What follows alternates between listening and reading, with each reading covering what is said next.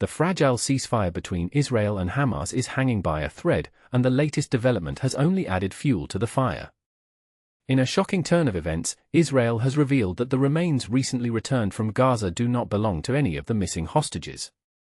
But here's where it gets even more complicated. This isn't the first time such an incident has occurred, leaving many to question the integrity of the truce.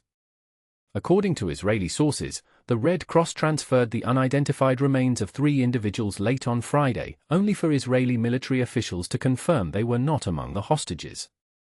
This comes just days after Israel's prime minister ordered airstrikes on Gaza, resulting in over 100 casualties, citing Hamas' alleged breach of the ceasefire agreement. The accusation?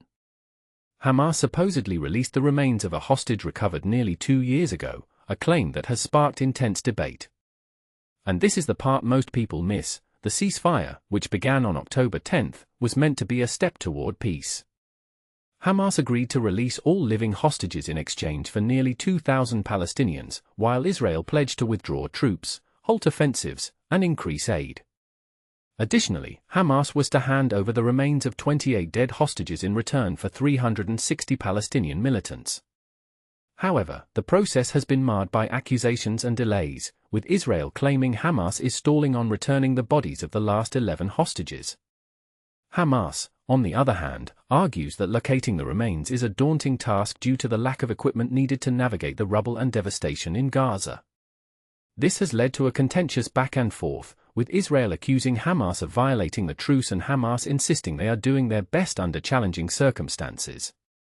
Is this a genuine logistical issue or a deliberate delay? The answer remains a subject of heated debate. Meanwhile, the human cost of this conflict continues to mount.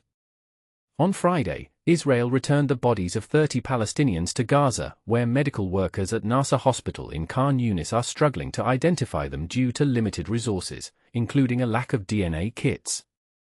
Heart-wrenching images from the hospital show rows of white body bags, a stark reminder of the tragedy unfolding. Adding to the tension, the funeral of 15-year-old Yaman Ham took place in the West Bank town of Silwed on Friday. Palestinian health officials claim he was shot by an Israeli soldier, while Israel's military labeled him as terrorist and alleged he was holding an explosive, a claim backed by no evidence.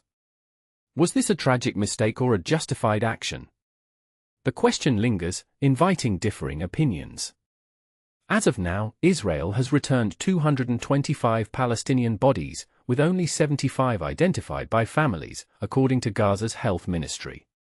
The ceasefire, already on shaky ground, faces further scrutiny as both sides trade accusations. Can this fragile truce withstand the mounting pressure, or is it destined to collapse under the weight of mistrust and unresolved grievances? We invite you to share your thoughts and engage in a respectful discussion below. What do you think is the way forward for Israel and Hamas? Is there a path to lasting peace, or is this conflict doomed to repeat its tragic cycles?